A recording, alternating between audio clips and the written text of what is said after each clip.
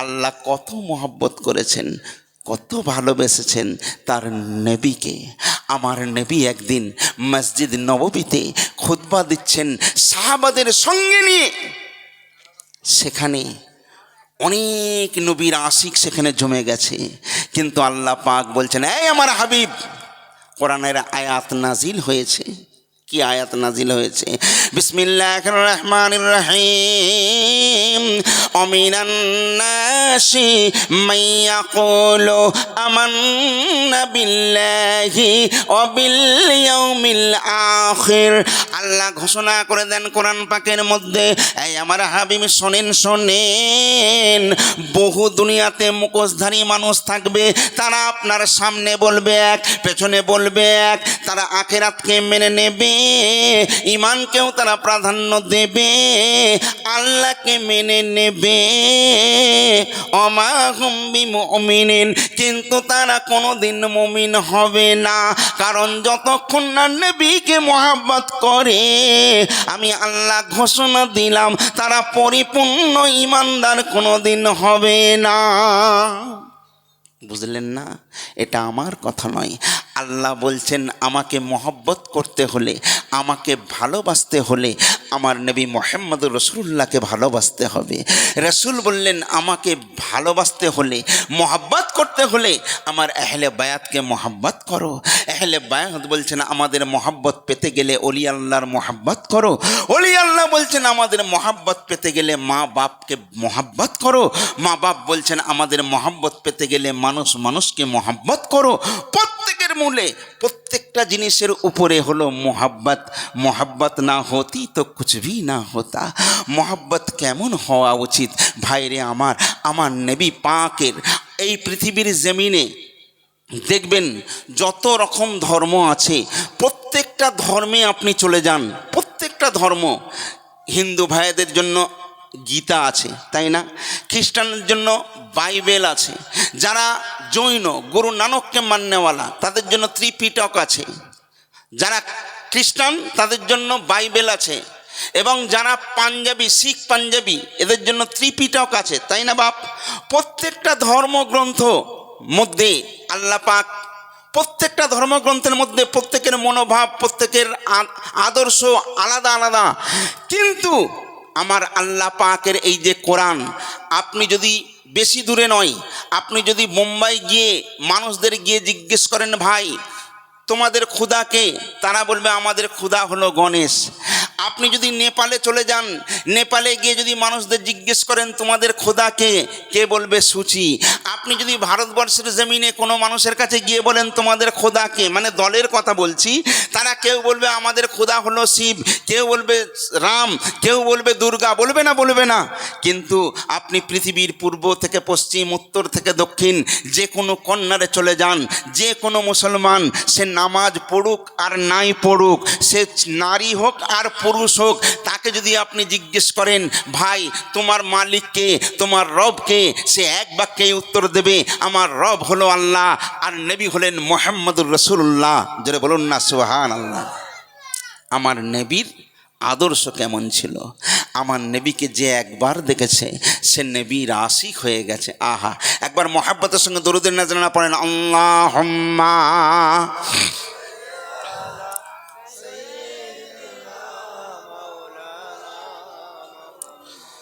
ওয়ালা আলি সাইয়্যিদিনা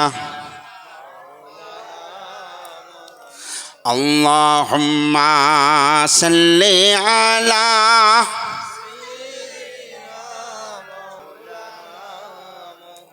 ভাইরে আমার, আসলে আপনাকে বারবার এখানে আসার কথা কেন বলছি আপনি হয়তো বুঝতে পারছেন না, তবে আপনি বুঝেই বা কী করবেন? কারণ আপনার মধ্যে সেই মহব্বত নেই, সেই ভালোবাসা নেই।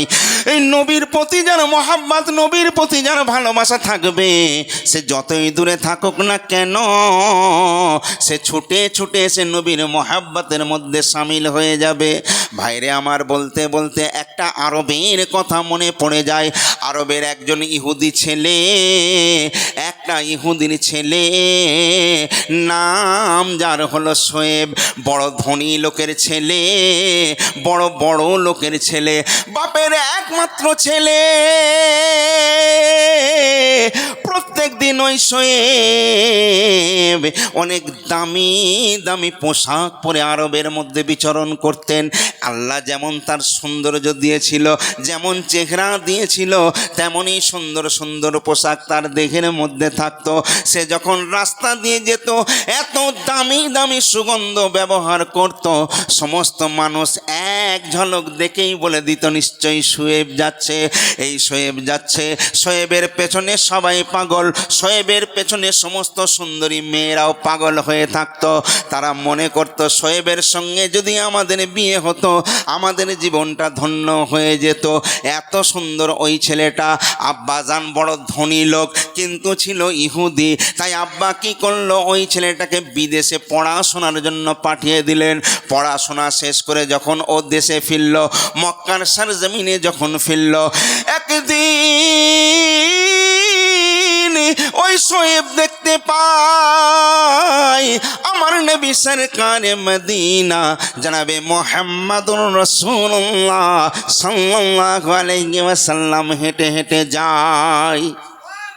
ভাইরে আমার, শোয়েবের নজরটা পড়ে গেল রাসূলুল্লাহর চেহারার দিকে, আর নজর কোনো দিকে সরাতে পারে না। আমার নবী আকা মুস্তাফার মধ্যে আল্লাহ কি এমন পাওয়ার দিয়েছিলেন, একবার দেখার পর আর চোখ ফেরাতে পারে না, বারবার ওই চোখটা খোঁজে। ভাইরে আমার, দুনিয়ার জমিনে আমরা মানুষ, আমরাও যদি কোনো একটা ভালো জিনিস দেখে ফেলি, সর্বদাই যেদিকে তাকাই বারবার ওই কথাটাই মনে হয়, ওই দৃশ্যটাই মনের মধ্যে ফুটে ওঠে। কি সুন্দর জিনিস দেখলাম, ওই জিনিসটা আর কোথায় আমি দেখতে পাবো। কিন্তু নবীকে দেখার পর কেমন তার ফিলিংস হয় দেখুন। ওই ইহুদির ছেলে শুয়ে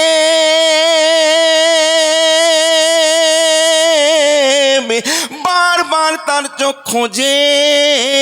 বাড়ির মধ্যে গেল, মা খাবার দিয়েছে, খাবারটা হাতে নিয়েই বসে রয়েছে। নবী মুস্তাফার চেহারাটা তার মনের মধ্যে ফুটে উঠছে। ভাত খাওয়া ছেড়ে দিল।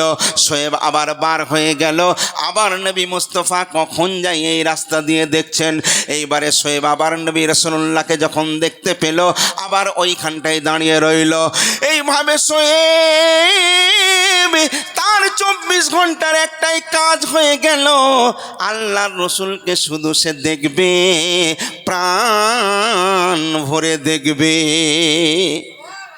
আচ্ছা বলুন বলুন, আল্লাহর রসুলকে যদি কেউ ভালোবাসেন, রসুল কি সেটা বুঝতে পারেন না? নিশ্চয়ই বুঝতে পারেন। ভাইরে আমার, আল্লাহর রসুলের সামনাসামনি একদিন পৌঁছে গেলেন এই শোয়েব। আল্লাহর রসুলের দিকে তাকিয়ে রয়েছেন। শোয়েব রসুলকে বলছেন, ইয়া রাসূলুল্লাহ, ইয়া হাবিবাল্লাহ, হুজুর আমি প্রত্যেকটা দিন আপনার জন্য এই রাস্তায় দাঁড়িয়ে থাকি, কখন আপনি আসবেন, কখন আপনার সুন্দর চেহারাটা আমি দেখব। আপনাকে দেখা না পর্যন্ত আমি শোয়েব ভালো করে বিছানায় ঘুমাতে পারি না। ইয়া রাসূলুল্লাহ, আমি অন্তর থেকে আপনাকে মহাব্বত করে ফেলেছি, আপনাকে ভালোবেসে ফেলেছি। আল্লাহর রাসূল বলছেন, নিশ্চয়ই আমিও তোমায় ভালোবাসি, এই জন্য তুমি হয়তো আমায় ভালোবাসো। শোয়েব বলছে, ইয়া রাসূলুল্লাহ, ইয়া হাবিবাল্লাহ, হুজুর এই কথা বলে শোয়েব রাসূলের কদমে পড়ে গেলেন। আল্লাহর রাসূল কদম থেকে তুলে নিলেন, নিয়ে সিনার মধ্যে জাপটে নিলেন। এইবারে শোয়েব বলছে, ইয়া রাসূলুল্লাহ, ইয়া হাবিবাল্লাহ, আমার মনে হয় পৃথিবীতে আমার থেকে বড় সুখী আর কেউ নাই।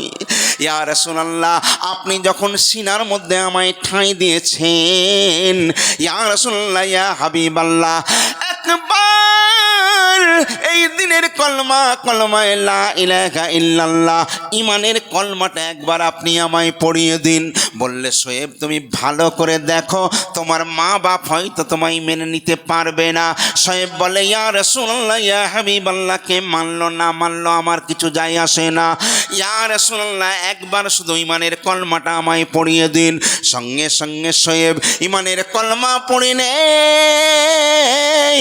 ইমানের কলমা পড়ে শোয়েব মুসলমান হয়ে গেল। তারপর এই খবরটা মক্কার চতুর্দিকে ছড়িয়ে গেল। অত বড় ধনী লোকের একমাত্র ছেলে শোয়েব, যার বাপ হলো খুব কঠোর প্রকৃতির, যার বাপ ছিল বড় জালিম, অনেক পয়সাওয়ালা মানুষ ছিল, সে তো কোনোদিন মানবে না। শোয়েব যখন বাড়ির মধ্যে গেল, বাপ তখন জিজ্ঞেস করছে, শোয়েব তুমি নাকি কলমা পড়ে নিয়েছ? শোয়েব বলছে, হ্যাঁ হ্যাঁ, আমি নবীর মোহাব্বতে নবীর কলমা পড়ে মুসলমান হয়ে গেছি। শোয়েবের বাপ বলছে, শোনো, তুমি যেটা করেছো ভুল করে করেছো। নিশ্চয়ই তোমাকে কেউ প্রলোভন দিয়েছে, তোমায় কেউ লোভ দেখিয়েছে, তাই তুমি নবীর কলমা পড়ে মুসলমান হয়ে গেছো। দেখো বাবা, ভুল মানুষ মাত্রই ভুল করে, তুমি ভুল করেছো। যাক, আমার কথা হলো ওই নবীর দরবারে আর তুমি যাবে না, এটা আমি তোমার বাপ, আমার কঠোর হুকুম, তুমি ওই দরবারে আর যাবে না। শোয়েব বলছে, আব্বাজান আপনি আমাকে রাখতে পারবেন না, কারণ যে দিল যে মন নবী মুস্তফাকে আমি দিয়ে দিয়েছি, এই নবী মুস্তফার কাছ থেকে আমাকে পৃথিবীর কেউ কোনোদিন সরাতে পারবে না। বাপ গেল রেগে, আরও গ্রামের গণ্যমান্য ব্যক্তিদের ডাকলেন, লোকজনকে ডাকলেন, ডেকে শোয়েবকে কাছে ডেকে অনেক করে পাখির মতো বোঝানো হলো, কিন্তু শোয়েবের মুখে একটাই কথা, ইয়া রাসূলুল্লাহ ইয়া হাবিবাল্লাহ, ইয়া রাসূলুল্লাহ ইয়া হাবিবাল্লাহ। সবাই বারবার যখন বলে, শোয়েব পাগলামো ছেড়ে দাও, পাগলামিতে মজা নেই, তুমি নবীর কলমা ভুলে যাও, নবীর কাছে যাবে না। শোয়েব বলছে, আমায় কেউ রাখতে পারবে না। বাপ তখন রেগে যায়। শোয়েবের বাপ রেগে গিয়ে বলতে, শোয়েব সত্যি যদি নবীকে তুমি ছাড়তে না পারো, তাহলে একটা কথা মনে রাখো, আমার এই জায়গা জমি, আমার ফ্যাক্টরি, আমার বিল্ডিং বালাখানা যা কিছু আছে, এই সমস্ত কিছু থেকে তোমাকে তালাক দিতে হবে, এই সমস্ত কিছু থেকে তোমাকে আমি আলাদা করে দেব। তোমার যে এত শহরত, এত জহরত, এত পাওয়ার, এই টাকা পয়সা এত কিছু আমার যা আছে, সব কিছু থেকে আমি বেদখল করে দেব, তোমার কোনো কিছুর হিস্সা পাবে না, কিছুই তোমাকে দেওয়া হবে না। তখন শোয়েব বলছেন, আব্বাজান দৌলতের লোভ আমায় দেবেন না, জায়গা জমির লোভ আমায় দেবেন না, ফ্যাক্টরির লোভ আমায় দেখাবেন না, নবী মুস্তফাকে আমি সব কিছুর বিনিময়ে ত্যাগ করতে পারি, নবী মুস্তফাকে কিন্তু আমি ত্যাগ করতে পারবো না। আব্বাজান তাকে সমস্ত জায়গা জমি থেকে বেদখল করে দিল, বলল, যাও যাও, তোমায় তেজ্য পুত্র করলাম, আজকে আমি তোমার বাপ নই, আর তুমি আমার ছেলে নাও, যাও যাও, দূর হয়ে যাও।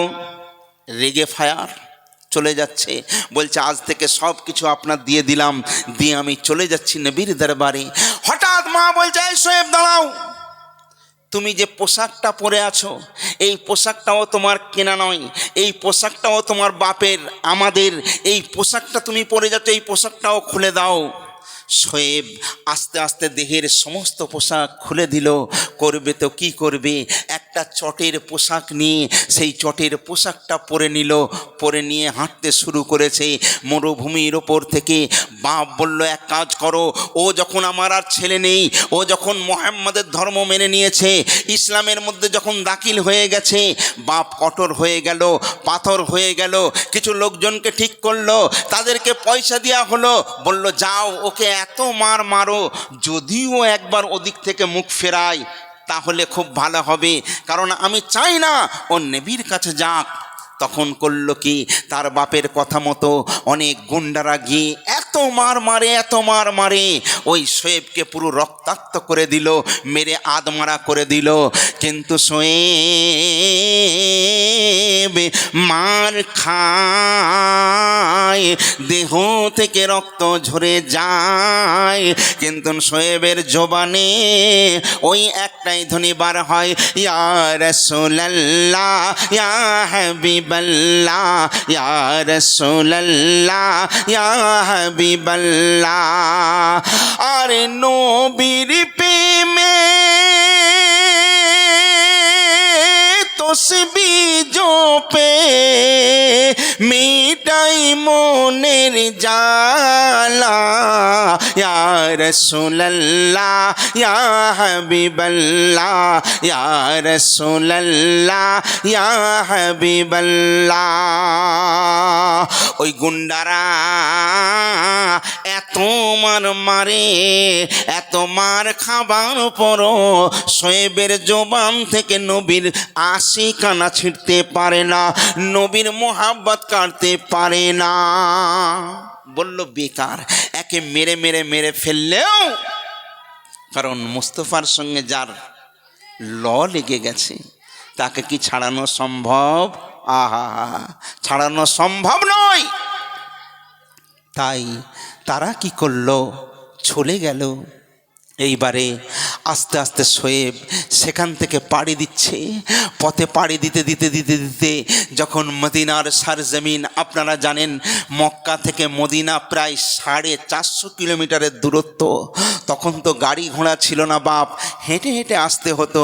রাতের পর রাত, দিনের পর দিন ওইভাবে চলে চলে যখন মদিনার সারজমিনে আসছেন, আল্লাহর রসুল মসজিদ নববীর বাইরে গিয়ে বারবার এদিক ওদিক তাকাচ্ছেন।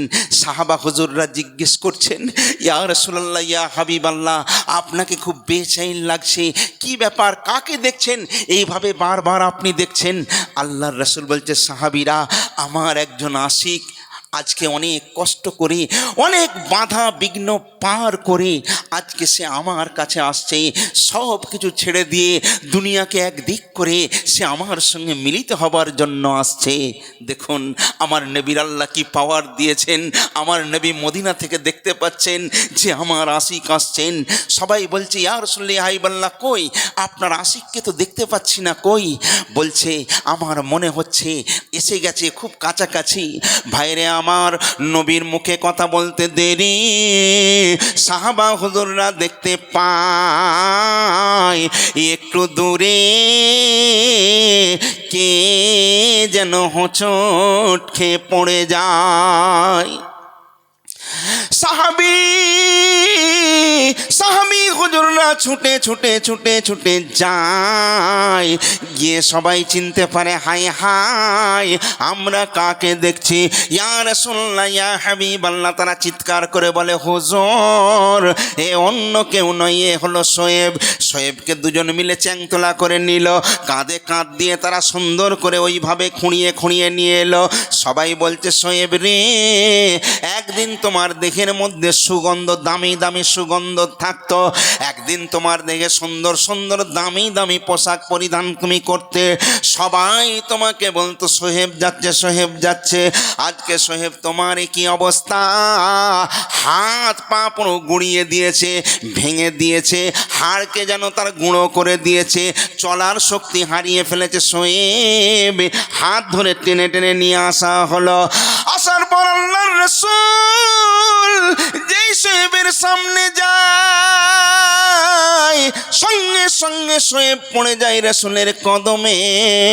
আল্লাহর রাসূল যেই সোহেবের গায়ে হাত দেয়, সোহেব তখন বলে, ইয়া রাসূলুল্লাহ ইয়া হাবিবাল্লাহ, আমাকে যে এত মারা হয়েছে আর আমার দেহের মধ্যে কোনো কষ্ট নাই, কারণ আমি পৃথিবীর সব কিছু ত্যাগ করতে পারি, আমি রাসূলুল্লাহর মোহাব্বত ত্যাগ করতে পারবো না। ইয়া রাসূলুল্লাহ ইয়া হাবিবাল্লাহ, আমি আজ দুনিয়ার সমস্ত খাজানা আজ আমি পেয়ে গিয়েছি। এরা হলো মোহাব্বতের রাসূল। বুঝতে পারছেন না? নবীকে মোহাব্বত করতো, মোহাব্বতের জন্য সব কিছু ত্যাগ করতে রাজি, কিন্তু নবীকে ত্যাগ করতে কেউ রাজি না। কেন বলুন তো? নবীর মোহাব্বতটা কেমন ছিল?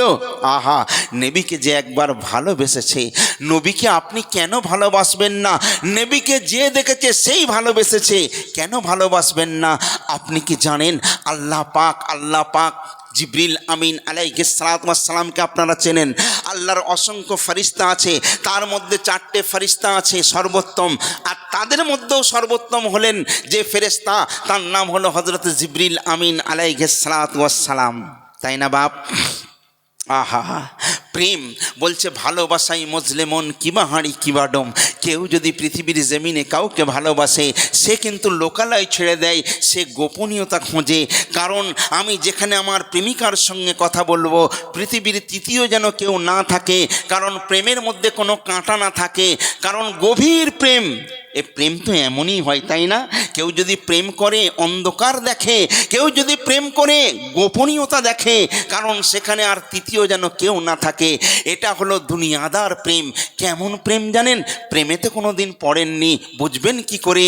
যে প্রেমে পড়েছে, যে কাউকে ভালোবেসেছে, সে ভালোবাসার কদর দিতে জানে। যে কাউকে কোনোদিন ভালোবাসে না, সে ভালোবাসার মূল্য কোনোদিন দেবে না। বহুদিন আগে একটা সময় ছিল, লোক সিডি ভাড়া করে ওই ভিডিওতে ক্যাসেট দিত। বিয়ে বাড়িতে সিনেমা ফিনেমা চলতো না, তো আমি একদিন একটা জায়গায় গেছি, একটা জায়গায় দেখছি সমস্ত অনেক লোকজন বসে আছে, সেখানে টিভিতে একটা কোনো ছবি চলছে। তো সেখানে দেখাচ্ছে মজনু বলে একজন, মানে লাইলা আর মজনু। সেই মজনু একটা মেয়ে লাইলা তাকে খুব ভালোবাসে, তাকে ভালোবেসে এই মজনু কোদ দিয়ে হাঁটছে, কোদ দিয়ে যাচ্ছে, কি খাচ্ছে না খাচ্ছে কোনো খেয়াল নেই, বেখেয়াল হয়ে গেছে। যেদিকে তাকাই লাইলা লাইলা দেখতে পাই, এই মজনু হেঁটে হেঁটে যাচ্ছে। তো দেখা গেল মরুভূমির মধ্যে একজন হাজি সাহেব নামাজ আদা করছেন, মজনু তার সামনে দিয়ে চলে যাচ্ছে। তখন নামাজি সালাম ফিরিয়ে বলছে, এই বেয়াদব, তুই দাঁড়া, তুই কি দেখতে পাচ্ছিস না? বলছে কি? বলছে আমি নামাজ পড়ছি আর তুই আমার সামনে দিয়ে হেঁটে গেলি, তুই কি জানিস না? বলছে নামাজ। নামাজ মানে কি? বলে নামাজ মানে মেরাজ। বলে মেরাজ মানে কি? বলে মেরাজ মানে প্রেম। বলে প্রেম? ও, তুমিও প্রেম করো বুঝি? তো তুমি কার সঙ্গে প্রেম করছো? বলছে আমি সেই মালিকের সঙ্গে প্রেম করছি, আর তুই আমার সামনে দিয়ে গেলি। মজনু বলছে বেয়াদবি নেবেন না, আসলে আমিও একজন প্রেমিক, আপনিও একজন প্রেমিক, কিন্তু আপনার স্রষ্টা মালিক যে আপনাকে সৃষ্টি করেছে, আপনি তার সঙ্গে প্রেম করছেন। তখন ওই হাজি সাহেবকে বলছে, হাজি সাহেব কিছু মনে করবেন না, ওই স্রষ্টা পৃথিবীর জমিনে যে সৃষ্টি করেছেন একটা নারী আর পুরুষ, ওই স্রষ্টার সৃষ্টিকে আমি ভালোবেসে আমি দুনিয়া ভুলে গেছি। আমি কোথা দিয়ে হাঁটছি, কি খাচ্ছি কিছুই দেখতে পাই না, আমি যেদিকে তাকাই শুধু লাইলা লাইলাকে দেখতে পাই। আর আপনি ওই স্রষ্টার সঙ্গে প্রেম করছেন, আপনি কেমন প্রেম করছেন? ওর সঙ্গে প্রেম করতে করতে আপনি আমাকে দেখতে পেলেন কি করে? আমি যে আপনার সামনে দিয়ে যাচ্ছি, আপনি কেমন প্রেমিক, আপনার প্রেমের মধ্যে আমাকে দেখতে পেলেন? সঙ্গে সঙ্গে হাজি সাহেব উঠে পড়লেন, উঠে পড়ে মজনুকে জাপটে ধরে বলছে, মজনু তুই আজ আমার চোখ খুলে দিয়েছিস, সত্যি তুই ঠিক বলেছিস, আমি সত্যিকারের প্রেমিক হতে পারি না। যদি প্রেমিক হতে পারতাম তাহলে আমি তোকে দেখতে পারতাম না, পেতাম না, তাহলে আমার প্রেমটা সঠিক হয়নি। আজকে বলুন, আমরা তো বলেছি, আমরা তো জানি কোরআন বলছে আস-সিরাতু মিরাজুল মুমিনিন, নামাজ হলো মুমিনের মেরাজ, তাই না? প্রেম করতে গেলে যদি কেউ না থাকে, আর কেউ যদি প্রেমিক হয়, সে যদি তার প্রেমিকের কথা শুরু করে, তাকে কেউ বন্ধ করতে পারে না, সে বলেই যায়, তাই না? কারণ তার কথা শেষ হয় না, কারণ সে প্রেমিক। কিন্তু তুমি কেমন প্রেমিক, তুমি কিভাবে দেখতে পাচ্ছ? আজকে বলুন, আমরা নামাজ পড়ি, আজকে সেরাতু মেরাজুল মুমিনিন, আল্লাহর সঙ্গে মেরাজ করছি, দিদার করছি। আজকে নামাজে যাচ্ছি, সেজদায় যাচ্ছি, তো সেজদায় গিয়ে আমার মনে হচ্ছে যে শালা সত্তার, তোর ব্যবস্থা আমি করব। তুই আমার দোকানের পাশে ওই যে খুঁড়িটা পুঁতেছিস, কেন পুঁতেছিস? তোর একদিন কি আমার একদিন। সেজদায় গিয়ে আমি ভাবি না, তাহলে কি ওই নামাজটা আপনার হচ্ছে? আজকে দেখবেন আলহামদুলিল্লাহ মসজিদে তো এত ভিড়, লাস্টে ইমাম সাহেব বেচারা নিজেকেই আজান দিয়ে নিজেকেই নামাজ পড়তে হয়, মানে এত মুসল্লিদের ভিড়, তাই না বাপ? কিন্তু দেখবেন আলহামদুলিল্লাহ জুম্মার দিনে এত লোক, তবে জুতো হতে সাবধান। বলছে ডাক্তার রাতে ঘুম নেই রে বাপ, বলছে 1000 পাওয়ারের ওষুধ খেয়েও ঘুম নেই।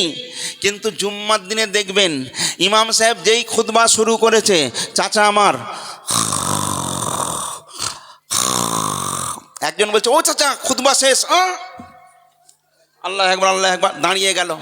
আচ্ছা ঘুমিয়ে পড়লে তার অজু আছে বাপ? কি গো, আজকে কেমন নামাজি দেখেন। আর বেশি নয়, এত বড় পাক্কা নামাজি, কপালে কালো ঘ্যাঁট পড়ে গেছে, 10টা টাকা শুধু আপনি ফেলে দেখবেন, আমি দেখেছি মসজিদ থেকে বার হয়ে 10 টাকা, মাত্র 10 টাকা আপনি ফেলে রাখবেন। চাচা বাইরে বেরিয়েই দেখছে 10 টাকার কড়কড়ের নোট, পাট করে একদম পাটা চাপা দিয়ে দিল। এদিক ওদিক কেউ নেই, নুসতে নুসতে টুক করে তুলে নেই পকেটে পুরে দিল। একজন এসে বলছে, সালাম চাচা, আসসালামু আলাইকুম। বলছে ওয়ালাইকুম আসসালাম বাবা, ভালো আছো তো? কি নিলে বাবা, কান নিলে? আজকে তো আমাদের মধ্যে লোভ ভরে গেছে। দেখুন যে মালিকের যদি আপনি হয়ে যান, আপনাকে চাওয়ার প্রয়োজন নেই। প্রয়োজন আছে? আপনি মালিকের মনোনীত যদি হয়ে যান, মালিক না চাইলেই দেবে। দেবে না? দেবে না? হযরত ইব্রাহিম আদম বালকি একদিন একটা গুলাম কিনেছেন, কিনে জিজ্ঞেস করছেন তোমার নাম কি? বলছে আমি তো গুলাম, আবার কি নাম? আপনি আমার মালিক, আপনি যে নামে ডাকবেন ওটাই আমার নাম। বলছে তুমি কি পছন্দ করো? বলে লও কথা, আমি তো আপনার গুলাম, কেনা গুলাম, আমার আবার পছন্দ অপছন্দের কি আছে? আমার কাজে, আমার ব্যবহারে আমার মালিক খুশি হয়ে যেটাই দেবে সেটাই হবে আমার কাছে সেরা পাওয়া। তখন ইব্রাহিম আদম বালকি বলছে তুমি আমার গুলাম নয়, বরং আমি তোমার গুলাম। জোরে বলুন না সুবহানাল্লাহ। আসলে না চাইলে পাওয়া যায়, চাইলে পাওয়া যায় না। আল্লাহর থেকে আপনি চান, চাওয়ার মতো চান, নিশ্চয়ই চাইলে আপনি পাবেন, কিন্তু আপনি পাচ্ছেন না। আপনি মনে করেন হাঁস পুকুরে ডুবলে গেঁড়ি পাই, আমি নামাজ পড়ে পড়ে জিন্দেগি একদম নিমদিগি করে ফেললাম, কিন্তু পেলাম কি? আপনি একবারও কি অন্তরকে জিজ্ঞেস করেছেন, মনকে জিজ্ঞেস করে যাই আমি যে নামাজ পড়ি, আমার নামাজটা কি ঠিক হয়েছে? আমি নামাজ পড়ি, আমি লোকের হারাম খাই, আমি নামাজ পড়ি, আমি মিথ্যে কথা বলি, আমি নামাজ খাই, আমি সুদের কারবার করি, আমি নামাজ পড়ি, আমি ব্যভিচার করি, ওই নামাজ আল্লাহর দরবারে গৃহীত হবে তো সোনা ভাই? হ্যাঁ, তাহলে কোন নামাজ পড়লে আল্লাহ খুশি হবে? একবার নিজের মনকে দেখবেন জিজ্ঞেস করে। ভাই আমার একটা কথা প্রায় বলি যে পায়ের নখ থেকে মাথার চুল পর্যন্ত এই অল বডির মধ্যে আল্লাহ বলছে আমি একটা মাংসের টুকরা দিয়েছি, এই টুকরাটা যার ভালো তার অল বডি ভালো, ওই টুকরাটা যার খারাপ তার অল বডি খারাপ। সেটা হলো কি জানেন? প্রত্যেকটা মানুষের অন্তর, যার অন্তর ভালো তার অল বডি ভালো, যার অন্তর খারাপ তার অল বডি খারাপ। আর মোহাব্বত আপনি যাই করেন না কেন, নবীর মোহাব্বত নিয়ে আপনাকে করতে হবে। নবীর মোহাব্বত নেই তো সব ফাঁকা। আপনি নামাজ পড়বেন, নবীর মোহাব্বতে পড়বেন। আপনি রোজা রাখবেন, নবীর মোহাব্বতে রোজা রাখবেন। আপনি দান করবেন, নবীর মোহাব্বতে দান করবেন।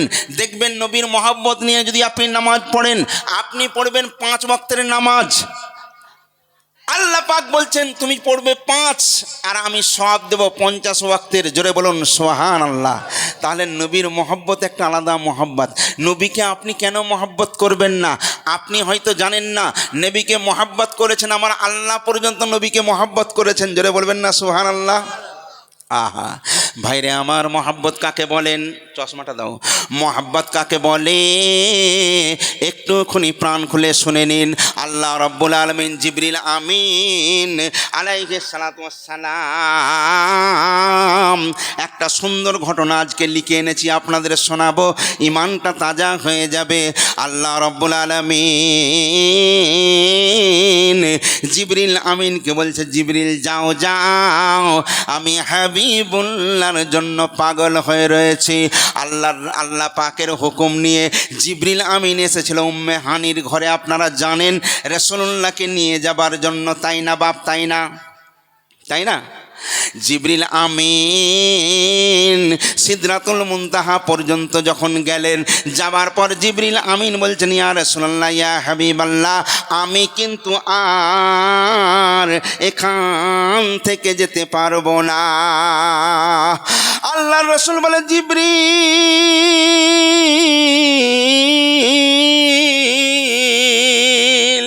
যেখান থেকে তুমি যেতে পারবে না, যেখানে তোমার শেষ আমি রাসূলুল্লাহ সেখান থেকে আমার শুরু। এইবারে শর্টে বলছি, মেন জায়গায় আপনাকে নিয়ে যাব। আপনারা তো মেরাজের ঘটনা শুনেছেন, কিন্তু আমি যেটা বলছি একটু শোনেন। এইবারে রাসূলে পাক যখন আল্লাহ পাকের দরবারে হাজির হয়ে গেলেন, আজকে যেমন এমন সুন্দর স্টেজ, এটাকে ভালো করে মুছে দাও, এত সুন্দর স্টেজকে সাজানো হয়েছে এইখানে হাদিস কোরআনের আলাপ আলোচনা হবার জন্য এত সুন্দর করে সাজানো হয়েছে। আল্লাহ যাকে সৃষ্টি না করলে কুল কায়নাত সৃষ্টি করতেন না, সেই রাসূলুল্লাহ আল্লাহ পাকের দরবারে হাজিরা দেবে। সেই জন্য আল্লাহ পাক নূর নূর নূর দিয়ে আল্লাহর আরশে মুআল্লাটা আলোয় আলোকিত করে রেখেছেন।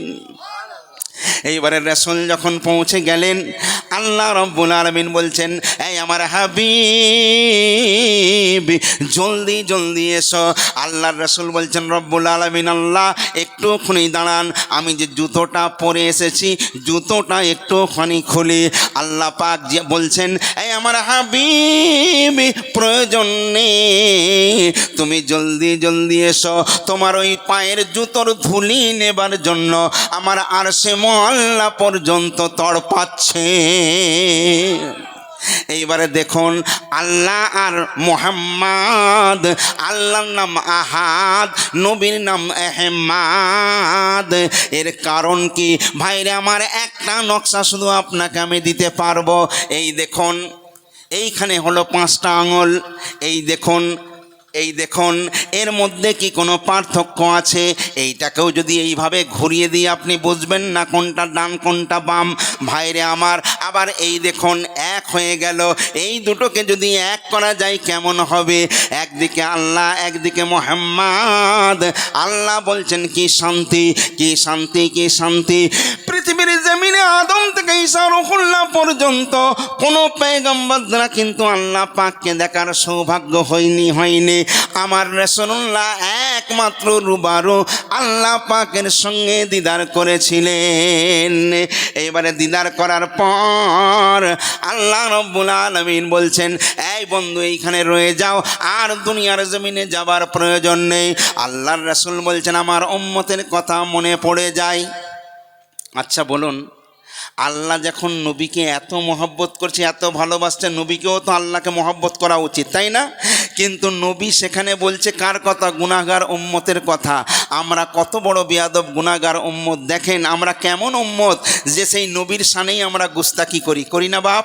নবী দুনিয়ায় এসেও ইয়া হাবলি উম্মতি বলে কেঁদেছেন, আল্লাহর কাছেও গেছেন, গিয়ে বলছেন আমার উম্মতের জন্য আমি পেরেশান হয়ে রয়েছি, আমাকে ফিরে যেতে হবে। আহা, আল্লাহ তো রাগ হওয়া উচিত। আরে এটাই তো হওয়া উচিত। দেখবেন পৃথিবীর জমিনে আপনার মেয়ের যখন আপনি বিয়ে দেন, মেয়ে সেই দিনে যখন শ্বশুরবাড়ি যাবে কেঁদে কেঁদে বলছে, আব্বা গো একটা রাত তুমি কোনো ঘরে, কোনো জায়গায়, কোনো বাড়িতে আমাকে থাকতে দাওনি। আজকে একটা অচেনা অজানা ছেলের সঙ্গে আমার বিয়ে দিয়ে দিলে, সে কেমন আমায় রাখবে, ভালোবাসবে কি বাসবে না আমি জানি না। আব্বা আমি কেমন করে তোমাদের ছেড়ে থাকবো? বাপও কাঁদে, মাও কাঁদে, সবাই কাঁদে। বলে মা গো এটাই পৃথিবীর নিয়ম মা, আপনকে পর করতে হয়, পর হবে তোর আপনজন, এটাই পৃথিবীর নিয়ম। বাপও ঠুকরে ঠুকরে কাঁদে, কাঁদে না, কিন্তু মেয়েকে বিদায় দিতেই হয়, দিতে হয় না? ওই মেয়ে যখন শ্বশুরবাড়ি গেল, আবার তারপর দিনে বাড়িতে এলো, আবার গেল, দু একবার শ্বশুরবাড়িতে আনাজানা করার পর মেয়ের 10 বছর আর মা বাপের কথা মনেই নেই। 10 বছর পর মেয়ে যখন মা বাপের বাড়ি এসেছে, বাপ বলছে মা গো কতদিন তোকে দেখিনি, কতদিন পরে এলি। মা বলছে তোর জন্য সরু চাকলি করব, তোর জন্য পিঠে করব, পাকান করব, থাক। মেয়ে তখন কি বলছে জানেন? না গো মা আমার থাকা যাবে না। বলে তুই 10 বছর পরে এলি, থাকবি না মানে? মেয়ে বলছে তুমি তো জানো তোমার জামাই আমি আবার রান্না না করে দিলে সে কারোর হাতের রান্না খাই না। আমার ছোট ছোট ছেলে মেয়ে স্কুলের পরীক্ষা আছে, আমার হাঁস মুরগি আছে, না গো মা আমি থাকতে পারবো না। মা বাপ কি খুব রাগ করে নাকি? রাগ করে নাকি? না, বাপ বরং বলে ঠিক আছে আজকে অফিস কামাই করে দিচ্ছি, আমি তোকে গিয়ে একদম রানাঘাটে গিয়ে টেনে তুলে দিয়ে আসবো। মা বাড়িতে লাউ থাকলে লাউ, পুঁই শাক থাকলে পুঁই শাক, কিছু সবজি থাকলে সবজি কেটে কুটে পাকান পিঠে ফুলি করে ব্যাগে ভরে দেয়।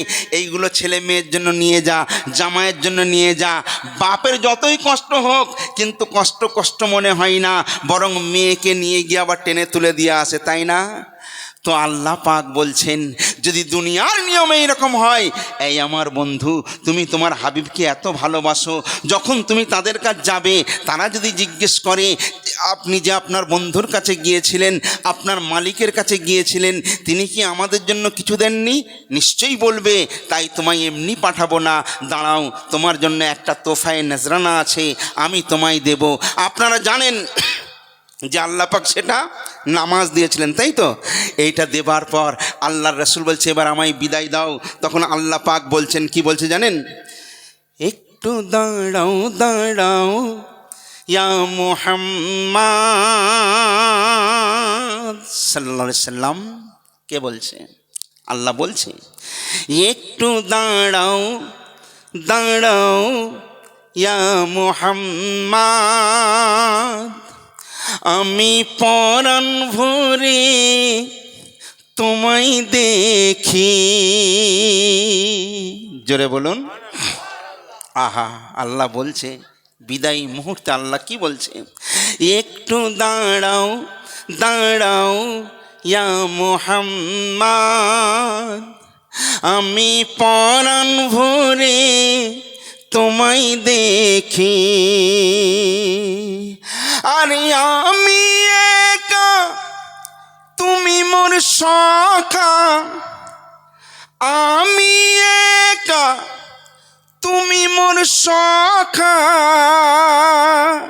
কেমনে তোমায় ছেড়ে থাকি।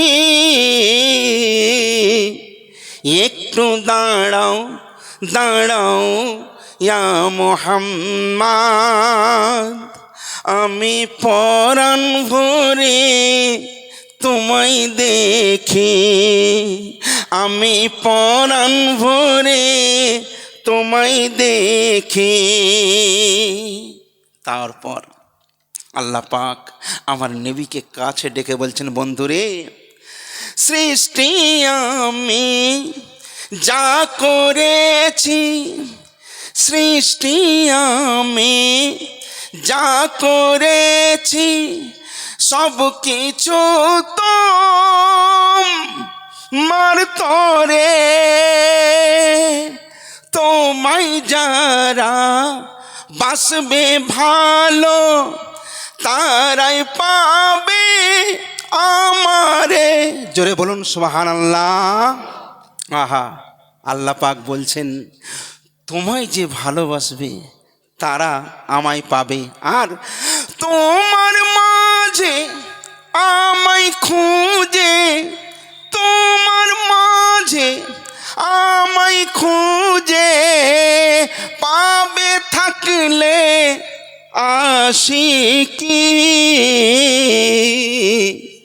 একটু দাঁড়াও দাঁড়াও ইয়া মুহাম্মদ, আমি পরাণ ভরে তোমায় দেখি, আমি পরাণ ভরে তোমায় দেখি, আমি পরাণ ভরে তোমায় দেখি।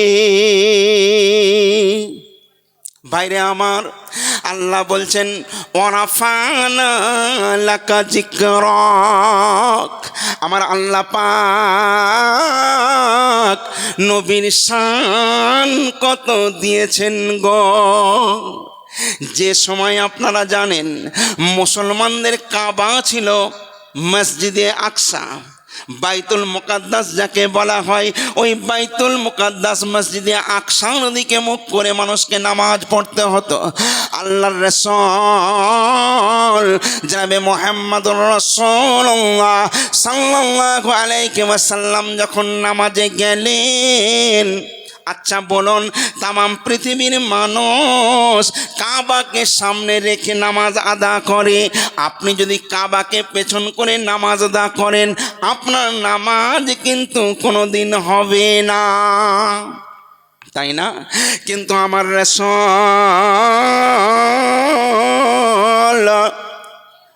আমার রাসূল নামাজে তো দাঁড়ালেন কিন্তু দাঁড়াতে দাঁড়াতে বলছেন না না, আমি রাসূলুল্লাহ, আমি ওই বাইতুল মুকাদ্দাসের দিকে তাকাবো না। সঙ্গে সঙ্গে আমার রাসূল কিবলাকে ঘুরিয়ে নিলেন। কোরআনের ভাষায় ফালা নুওয়াল্লিয়ান্নাকা কিবলাতান তারদাহা, কোরআনের ভাষায় আল্লাহ বলছেন যখন আপনার নবী আমার নবী নামাজ পড়তে পড়তে কিবলা, যেদিকে কিবলা ছিল মানে এই দিকে পূর্ব দিকে মসজিদে আকসা, এই দিকে মুখ ছিল, সঙ্গে সঙ্গে মুখটা কাবার দিকে ঘুরে গেল।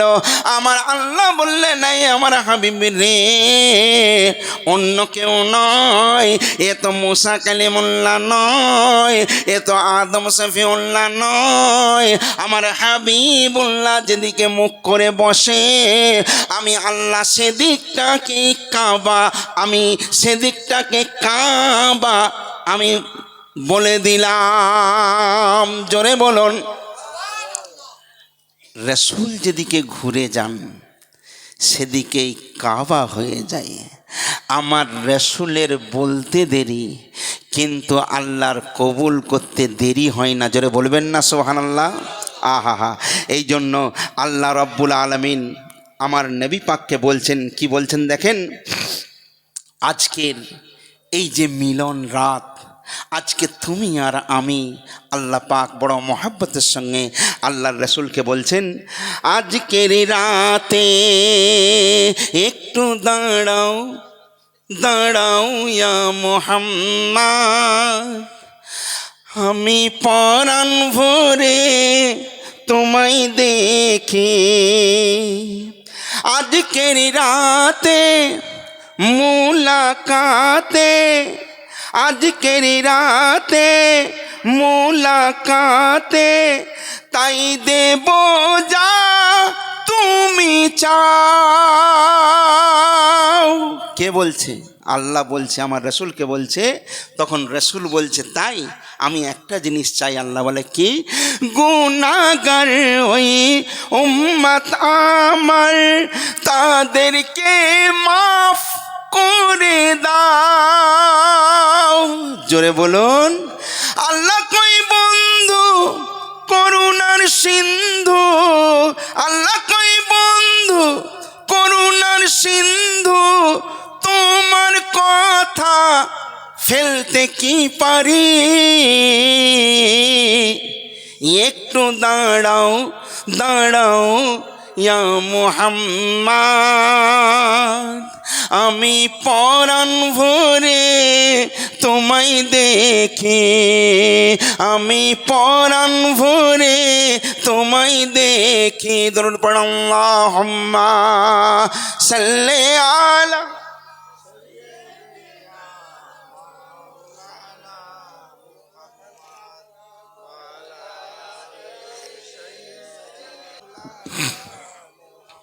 শোনা ভাইজান আমার, তাহলে বুঝলেন নবীকে আমার আল্লাহ পাক কত মহব্বত করেন, কত ভালোবাসেন। আজকে সেই নবীর শানে কত রকমের গুস্তাকি চলছে। বাপ আমার কিছুদিন আগে আপনারা শুনেছেন, এই কদিন আগে, এখন দেখবেন যেখানে জনস্রোত, কিছু কিছু বক্তা তাদের জনস্রোত, তামাম দুনিয়ার মানুষ তাদের পেছনে ছুটছে। বাপ আমার, একটা হক আর একটা বাতিল, একটা জিনিস মনে রাখবেন, ভিড়ের পেছনে ছুটবেন না। আপনি ইয়াদ করুন কারবালাকে। কারবালার ময়দানে একদিকে 10,000 এজিদের বাহিনী আর একদিকে 70। বদর প্রান্তে দেখুন 313 জন, অন্যদিকে 10,000। কিন্তু জয়ী হয়েছিলেন ইসলামের, জয় হয়েছিল ইসলামের। ওদিকে যাবেন না। আপনি দেখবেন, আমি আপনাকে বললাম না যে আপনি কাপড় নিচ্ছেন অনেক বেছে বেছে, ডাক্তার দেখাচ্ছেন বেছে বেছে, আপনি আল্লাহ পেতে চান, আপনি সেই জায়গায়। কারণ প্রত্যেকটা মানুষকে ভাবা উচিত আমরা এই জায়গায় কেউ চিরস্থায়ী নয়। চিরস্থায়ী ভাই নয়। আমরা কতগুলো মাকাম পার করেছি আপনি জানেন? আমরা প্রথমে ছিলাম জাতপুর, তারপরে এলাম রুহানিপুর, তারপরে এলাম বাবার মগজপুর। কতগুলো দুনিয়া পার করেছি দেখেন। এখন আপনাকে অনেক দিন আগে ওয়াজ তো অনেক শুনেছেন, নতুন কিছু বুঝুন। আপনাদের ফরমাইশ আছে, আমি আপনাকে শোনাচ্ছি। আমাকে একজন বলেছিল, দাদা ভাই আপনার ঠিকানা কই? শিলিগুড়িতে গেছি বহুদিন আগে। তো তখন বাসে করে গেছি। তো আমাকে তিনজন ফকির আমার সঙ্গে দেখা। একজন বলছে, अरे मौलवी साहब अपना आपका घर कहाँ? बोली कलकत्ता। बोले कलकत्ता से आया है क्या, क्यों? बोली तकरीर के लिए। बोले अरे बाप रे बाप, सिलीगुड़ी आया? बोली हाँ। तो बोलছে আপনার টুপিটা খুব সুন্দর। আমি বলছি আপনি টুপির দিকে তাকিয়েছেন, নেবেন নাকি? বলে দিলে খুব ভালো হয়। তো আমার যত বন্ধু হয় সব বুড়ো, আমি বুড়োদের খুব পছন্দ করি। এই জন্য বাইরে যখন যেতাম অনেক বুড়োরা আমাকে ফোন করে বলতো, হুজুর আপনাদের কলকাতার মিষ্টি ভালো, কে বলতো আপনাদের কলকাতার জর্দা ভালো, কে বলে আতর ভালো, সব আমাকে ফরমাইশ করতো, নিয়ে যাওয়ার জন্য বলতো, আমি নিয়ে যেতাম। তো যাই হোক, ওই লোকটা আমার টুপি নিয়েছে। একজন বলছে আপনার হাতের ঘড়ি তো খুব সুন্দর। আমি লাল মানে সোনালি কালারের ঘড়ি পরে আছি, টাইটান ঘড়ি। বলি নেবেন নাকি? বললো দিলেই নেই, তাকে দিয়ে দিয়েছি। 3 নম্বর ফকিরটা আমার জামার দিকে তাকিয়ে আছে। আমি বলি দেখুন এটা আমার রাস্তার পোশাক, আমি গাড়িতে এটা সফর করি পরে, আর একটা পোশাক আছে পরে স্টেজে যাই, এই পোশাকের দিকে তাকাবেন না। বলে তুমি তো খুব ভালো হয়ে। আমি বলি আপনি কিছু টাকা রেখে দিন। তো তাকে 100 টাকা দিয়েছি, সে খুব খুশি। তো আমাকে বলছে আপনার বাড়ি কোথায়? বলি কলকাতা। একজন হাসলেন, বলল সঠিকটা আমি জানতে চাই। বলি তার মানে? আপনি বোম্বাই দিল্লি যেখানেই যান না কেন আপনার আধার কার্ড ভোটার কার্ড থাকা অপরিহার্য কর্তব্য, নইলে আপনাকে বাংলাদেশি বলে পাচার করে দেবে, তাই না বাপ? কিন্তু আমি যখন ওখানে, উনি আমাকে বলছেন যে আপনার ঠিকানা কই? আমি বললাম আমার ঠিকানা হাওড়া উলুবেড়িয়া। বলছেন না না ওই ঠিকানার কথা বলছি না। বলি তার মানে? উনি তখন আমায় বলেছিলেন খুব দামি কথা, যে কোথায় ছিলে কোথায় এলে, আবার যেন কোথায় যাই, গুরু আমি দেশের খবর জানতে চাই। আমি বললাম সর্বনাশ, মানে কোথায় ছিলে কোথায় এলে, আবার যেন কোথায় যাই, গুরু আমি দেশের খবর জানতে চাই। আমি ওনাকে বললাম বাবা আপনার প্রশ্ন খুব সহজ কিন্তু উত্তরটা খুব কঠিন, তবে একটু সময় লাগবে। বলে ঠিক আছে। ওনারা জলসায় এসেছিলেন, তো আমি আল্লাহর রহমতে বলে দিয়েছি। জলসার পরে ওনাকে বলেছিলাম, আমি বললাম যখন আল্লাহ পাক একাকার নিরাকার ছিলেন, যখন কেউ ছিল না, তখন এই সমস্ত রুহগুলো আমরা কিন্তু সবাই আল্লাহর জাতের সঙ্গে মিশেছিলাম। সেই ঠিকানার নাম হলো জাতপুর।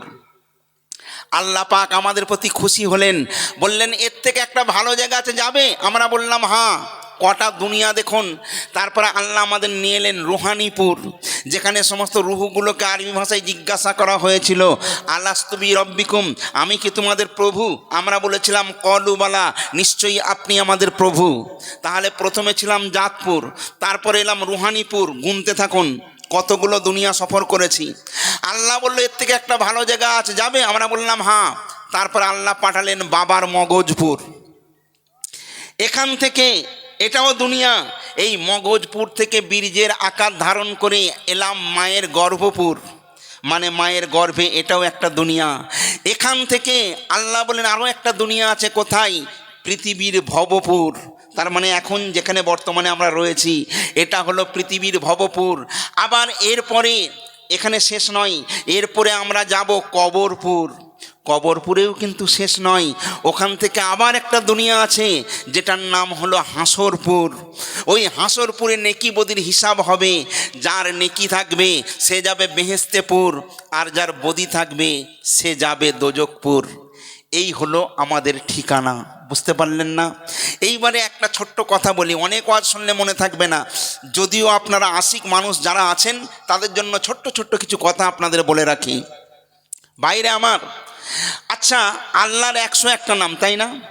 কেউ আল্লাহকে খোদা বলে, কেউ মালিক বলে, কেউ দয়াল বলে, কেউ প্রভু বলে, বলে না? বলে না? বিভিন্ন মানুষ বিভিন্ন রকমভাবে ডাকে।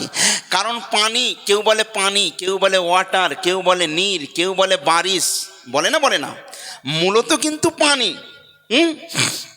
এখন যদি আমি আপনাকে প্রশ্ন করি, আল্লাহ তো 101টা নাম, আপনি কি জানেন কোন নামে আল্লাহকে ডাকলে আল্লাহ খুশি হয়? আল্লাহর যে এতগুলো নাম, কেউ বলে রহিম, কেউ বলে রহমান, কেউ বলে দাতা, কেউ বলে দয়াল, কেউ বলে মালিক, কেউ বলে প্রভু। তো কোন নামে আল্লাহকে ডাকলে আল্লাহ বেশি খুশি হয় জানার দরকার আছে না নেই? একটু বলবো। আচ্ছা তার আগে বলুন তো, এই রানাঘাট নদিয়ার মানুষ, আচ্ছা আপনারা গরু পোষেন, গরুকে কি বলেন? গরুই বলেন। আমরাও তো গরু বলি। আমরা যে বলে কক কক কক কক কক কক, মোরগ আমরা বলি, আপনারা কি বলেন? আরে আপনাদের সঙ্গে আমার কত মিল। আমরাও মুরগি বলি, আপনারাও মুরগি বলেন। ঠিক বলছেন না উল্টো বলছেন? ঠিক বলছেন। গরুকে গরু বলেন, মুরগিকে মুরগি বলেন। আচ্ছা একটা কথা বলুন, কেউ যদি মুরগিকে বলে এই মুরগি মুরগি মুরগি, মুরগি আসবে? কেন আসবে না? আপনিই তো বললেন ওর নাম মুরগি। কেউ যদি গরুকে বলে গরু, গরু আসবে? কেন আসবে না? ওর নাম তো গরু। আল্লাহ বলছেন ওর নাম ধরে ডাকলেও আসবে না। একবার কেন, তুই যদি 1000 বার ওকে মুরগি মুরগি বলে ডাকিস, ও তোর কথা শুনবে না। কেন কেন? আল্লাহ বলছে মহাব্বতের একটা নাম আছে, সেই নাম ধরে ডাক, ও সাড়া দেবে। এই জন্য আমি দুটো লাইন লিখেছি আপনাদের সামনে বলছি। গৃহস্থের ঘরে যেমন, গৃহস্থ মানে যে পশুপালন করে, গৃহস্থের ঘরে যেমন হাঁস মুরগি পোষে, হাঁস হাঁস বলিয়া ডাকলে হাঁস কাছে নাই আসে, তাই না? কিন্তু আর যদি বলে চই চই, হাঁস কাছে আসে ওই। কি গো আসবে না? কেউ যদি হাঁসকে মহাব্বতের সঙ্গে বলে চই চই চই চই চই চই চই চই চই চই চই চই চই চই চই, তো হাঁস আসে মানে ভক ভক ভক ভক ভক ভক করে আসে। কি গো আসে না? আর যদি বলি চই চই, হাঁস কাছে আসে ওই। আল্লাহ বলছে ওই মতো মধুর ডাক ডাকো আমায়। আল্লাহ বলছে ওই রকম করে ডাকো। দেখবেন পৃথিবীর জমিনে স্বামী স্ত্রী হলো অর্ধাঙ্গিনী, কিন্তু কোনো স্বামী স্ত্রীকে বলে না ওইটা আমার স্ত্রী। স্ত্রীকে কেউ বলে এই স্ত্রী শোন বা শোনো, এরম বলে? কোনো স্ত্রীকে স্বামীকে বলে এই স্বামী স্বামী একটা আইসক্রিম খাওয়া দাও তো?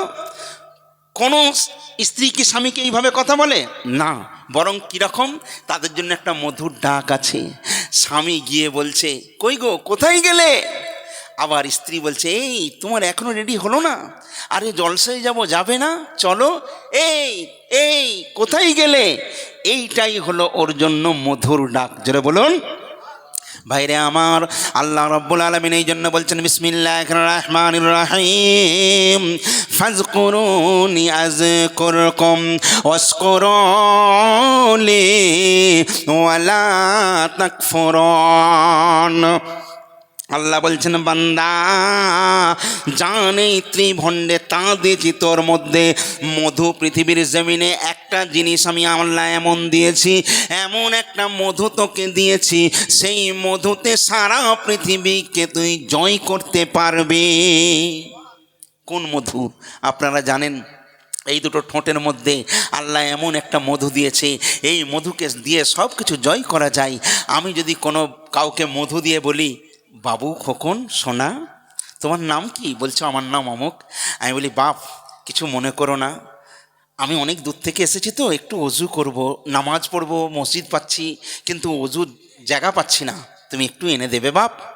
সে যাবে না? যাবে না, কারণ মধু দিয়ে বলেছি তো। আর যদি এইভাবে মধু ছাড়া বলি এই ফচকে শোন, আবে আমি মৌলবি সাহেব নামাজ পড়বো, এক লোটা পানি আন, সে মুখের দিকে তাকিয়ে বলে কে বে, পালাবে? পালাবে না, কারণ মধু দিইনি তো। আল্লাহ বলছে এই মধুতে সব কিছু জয় করা যায়। আল্লাহ বলেন বান্দারে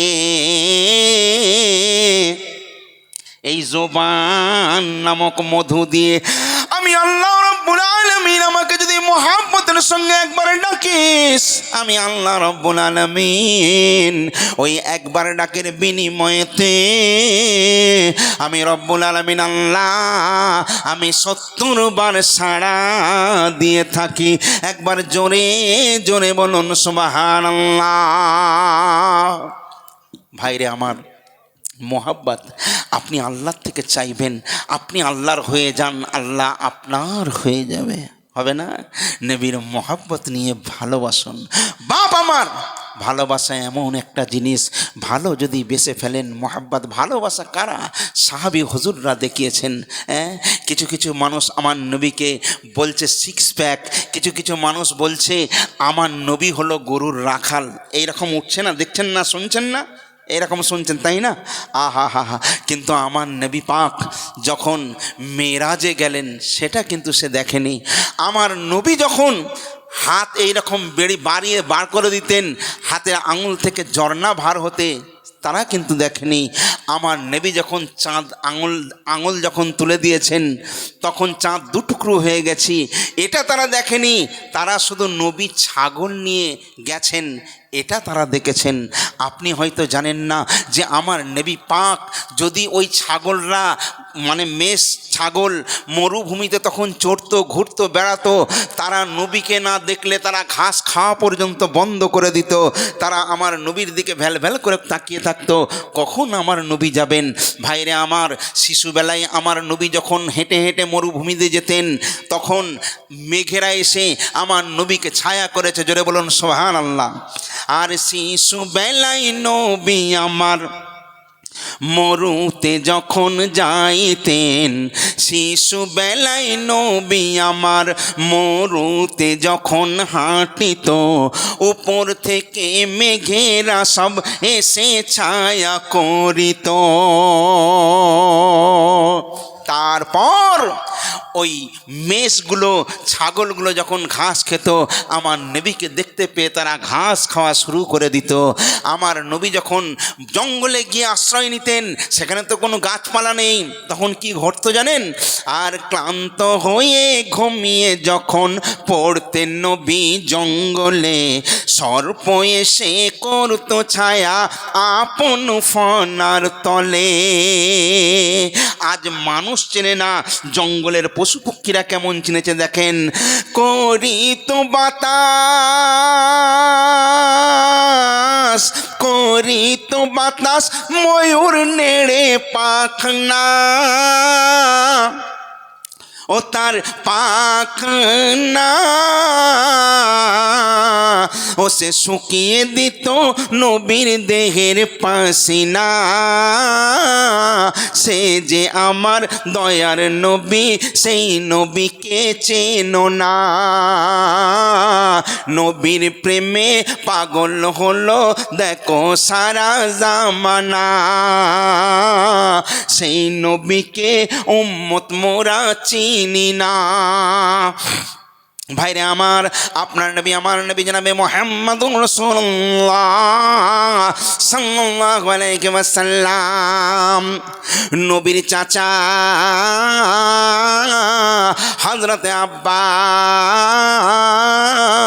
বলছেন, আল্লাহর রাসূল বলছেন, হে আমার চাচা জান, হে আমার চাচা জান, আপনি ঈমান নিয়ে আসুন। আল্লাহর নবীর চাচা সঙ্গে সঙ্গে বলে উঠলেন, ভাতিজা ইয়া মুহাম্মাদুর রাসূলুল্লাহ। আল্লাহর নবীকে হযরতে আব্বাস বলছেন, হে আমার ভাতিজা, আমি আজকে কেন ঈমান আনবো, আমি আজকে কেন ঈমান আনবো? যখন আপনি শিশু ছিলেন, যখন আপনি ছোট ছিলেন, যখন আপনি দুলনায় ঘুমাতেন, আপনি যখন দোলায় ঘুমাচ্ছিলেন, আমি সেই দিনে আমি আপনার উপরে ঈমান নিয়ে এসেছি। চাচা আব্বাসকে তখন আল্লাহর রাসূল বলছেন, চাচা আব্বাস, তখন আপনি আমার প্রতি ঈমান আনলেন কেন, কেন একটু বলেন।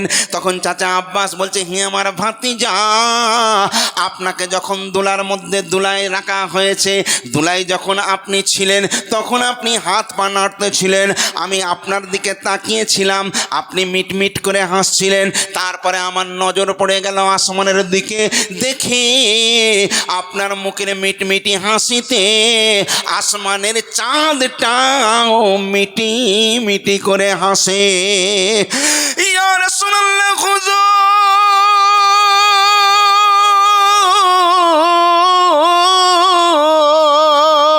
হযরতে আব্বাস বলেন, হে আমার ভাতিজা, ইয়া রাসূলুল্লাহ, ইয়া হাবিবাল্লাহ হুজুর, হযরতে আব্বাস বলছেন, আপনি যখন আঙুলটা এইভাবে এইরকম করছেন, আপনি যখন ডান দিকে ঘোরান, আমি দেখলাম আসমানের চাঁদটা ডান দিকে চলে যায়। আবার আপনি যখন বাম দিকে ঘোরান, আমি দেখলাম ওই আসমানের চাঁদটা বাম দিকে চলে যায়। তখন আল্লাহর রাসূল বলছেন, হে চাচা, আপনি কি তখন আমায় দেখেননি? আমার ঠোঁট নড়ছিল। তখন আব্বাস বলছেন, হ্যাঁ হ্যাঁ ইয়া রাসূলুল্লাহ, ইয়া হাবিবাল্লাহ, আমি দেখেছি, কিন্তু আপনি কি বলছিলেন আমি শুনতে পাই না। তখন চাচা আব্বাসকে আল্লাহ রাসূল বলেছিলেন, চাচা, আমি কিন্তু ওই যে ঠোঁট নড়ছিল আপনি দেখেছেন, আমি এমনি এমনি ঠোঁট নাড়াই না, আমি ওই চাঁদের সঙ্গে আমি দোলনা থাকা অবস্থায় কথা বলছিলাম। আহা, ইনি হলেন আপনার রাসূল, ইনি হলেন আমার রাসূল। হায় রে সেই রাসূলুল্লাহ, সেই মুহাম্মাদুর রাসূলুল্লাহ সাল্লাল্লাহু আলাইহি ওয়াসাল্লামের আমরা উম্মত। পৃথিবীর জমিনে আমাদের থেকে বড় ভাগ্যবান আর কেউ হতে পারে না। বুঝতে পারছেন না? আমার নবী মুহাম্মদ রাসূলুল্লাহ সাল্লাল্লাহু আলাইহি ওয়াসাল্লাম যেদিকে তাকাতেন, যে দেখতেন, নবীর আশিক হয়ে যেতেন, নবীর প্রেমিক হয়ে যেতেন, নবীর জন্য জান কুরবান করে দিতেন। একটা ইহুদি মক্কার সরজমিনে একজন বড় বড় ধনী মানুষ, ইহুদি একজন মহিলা, তার স্বামী নাই, তার স্বামী দুনিয়া থেকে চলে গেছে। এখন স্বামী চলে গেলে মহিলাদের যা অবস্থা হয়, মহিলা অনেক গরিব, কিন্তু মহিলার ফ্যামিলিটা বিরাট বড়। এই জন্য ওই মহিলাকে শেখানো হয়েছে, জানানো হয়েছে, যতই বিপদে পড়ো, যাই হোক না কেন, আল্লাহ নবীর দরবারে কোনো দিন কেউ যাবে না। নবীর মধ্যে এমন জাদু আছে, এমন মায়া আছে, নবীকে একবার যে দেখে সে নবীর আশিক হয়ে যায়, নবীর প্রেমে পড়ে যায়। তাই নবীর কাছে যাওয়া যাবে না। এই মহিলাটা আস্তে আস্তে দিনের পর দিন শুকিয়ে থাকে, বড় লোকের বউ, কিন্তু এখন তো স্বামী নেই, তাদের জায়গা জমি যা কিছু, এখন দেখবেন তেলো মাথায় সবাই তেল দেয়। যার লাঠি আছে দুনিয়ায় তার বিরাট পাওয়ার, যার লাঠি নেই তার কোনো পাওয়ার নেই। এই মহিলার কেউ নেই, একমাত্র ছোট ছেলে আর এই মহিলা। তাই মহিলার জায়গা জমি যা কিছু নিজেদের লোক যারা ছিল সব ভোগ দখল করে নিয়েছে। এই মেয়েটা বেচারা গরিব মানুষ, একটা ঘরে থাকে, খেতে পায় না, যেমন করে হোক সংসার চলে। কিন্তু তার পরনে এমন একটা শাড়ি ছিল, এমন একটা পোশাক ছিল, যে পোশাকটা চারিদিকে ছিঁড়ে গেছে, আর ইজ্জত ঢাকার মতো কাপড় নেই, চাদরও নেই। সেই মেয়েটা তার ছেলেকে বলল, বাপ, আমার আত্মীয় স্বজন রিশতেদার, তোমার চাচা, তোমার খালু, তোমার ফুপা, যত আত্মীয় স্বজন রিশতেদার আছে সবাই বড় লোক, যাও ওদের কাছ থেকে একটা কাপড় আমার জন্য নিয়ে এসো। ওই ছেলেটা ছুটে গেল, গিয়ে চাচাকে বলছে, চাচা, আমার মায়ের ইজ্জত ঢাকার কাপড় নেই, একটাই মাত্র কাপড় ছিঁড়ে গেছে, সেই জন্য একটা কাপড়ের ব্যবস্থা করুন। চাচা বলছে, চাচা নিজের জান বাঁচা। চাচা বলছে, পালা, আমার কাছে ডিস্টার্ব করিস না, তোর ছোট কাকার কাছে যা। ছোট কাকার কাছে গেল, সে বলল, আমি কিছু দিতে পারবো না। তখন খালুর কাছে গেল, সে বলল, তোর বাপ পয়সা যখন ছিল তখন বিরাট পাওয়ার ছিল, এখন পয়সা নেই, এখন কি আমার সংসার কেমন করে চলে আমি জানি না, আর তোর মাকে কাপড় কিনে দেবো, আমার কাপড় কেনার পয়সা নেই, আমি দিতে পারবো না। ছেলেটা কাঁদছে, কিন্তু মায়ের দিকে তাকানোও যাচ্ছে না। যে কোনো একটা ছেঁড়াছুড়ি কাপড় হলেও তার চেহারা ঢাকা যেত, মা বাড়ি থেকে বার হতে পারে না, কারণ কাপড় নেই তো। আর এত ছেঁড়া সারা দেহ দেখা যায়। তাই মেয়েরা তো লজ্জাশীলা, মেয়েটা বের করবে কি করে?